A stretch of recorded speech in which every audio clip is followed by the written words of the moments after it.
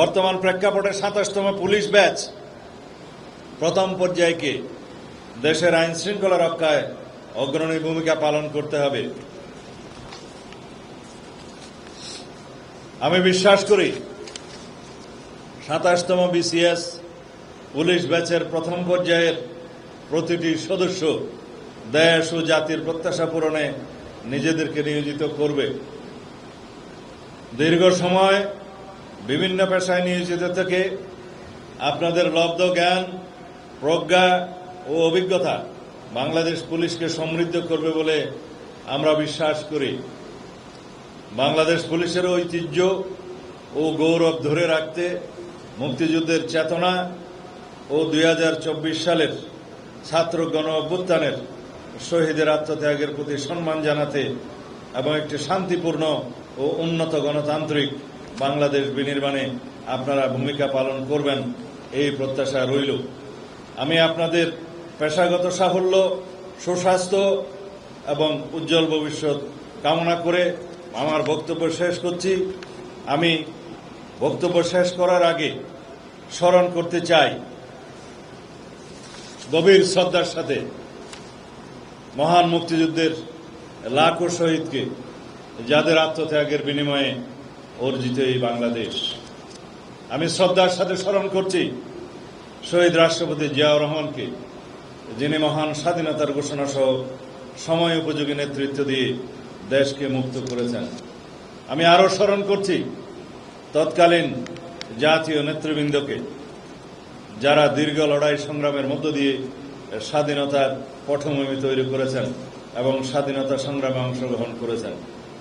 আমি শ্রদ্ধার সাথে আরও স্মরণ করছি ২০২৪ সালের ছাত্র গণ অভ্যুত্থানের সকল শহীদকে, যাদের আত্মত্যাগের বিনিময়ে মুক্ত হয়েছে আজ গণতন্ত্র, যাদের প্রত্যাশা ও গণ আকাঙ্ক্ষা অনুযায়ী বৈষম্যহীন দেশ গড়ার প্রত্যয় নিয়ে আমাদের এগিয়ে যেতে হবে।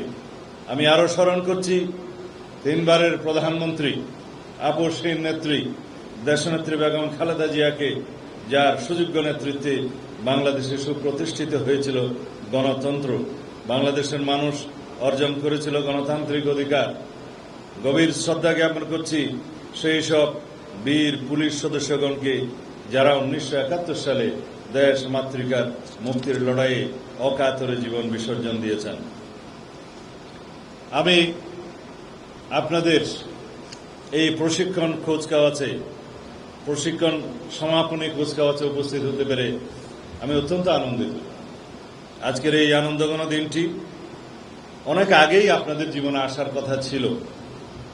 দীর্ঘ ১৮ বছরের প্রতীক্ষা ও সীমাহীন বঞ্চনা কতটা অমানবিক ও পীড়াদায়ক তা সহজেই অনুমান করতে পারি আমরা।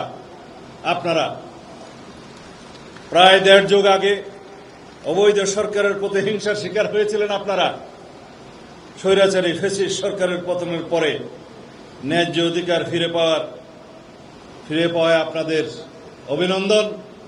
কিন্তু আপনাদের মনে রাখতে হবে, এই বঞ্চনার পরে, এই নিপীড়নের পরে অধিকার ফিরে পাওয়ার কারণে আপনাদের কাছে আমাদের এবং জাতির যে প্রত্যাশা, সেই প্রত্যাশা যেন আপনারা সব সময় মনে রাখেন।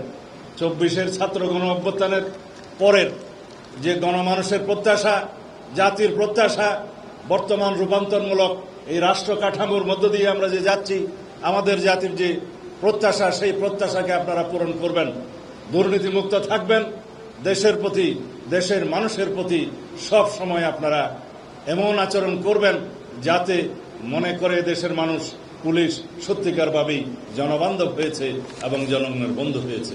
ধন্যবাদ আপনাদের সবাইকে। আসসালামু আলাইকুম।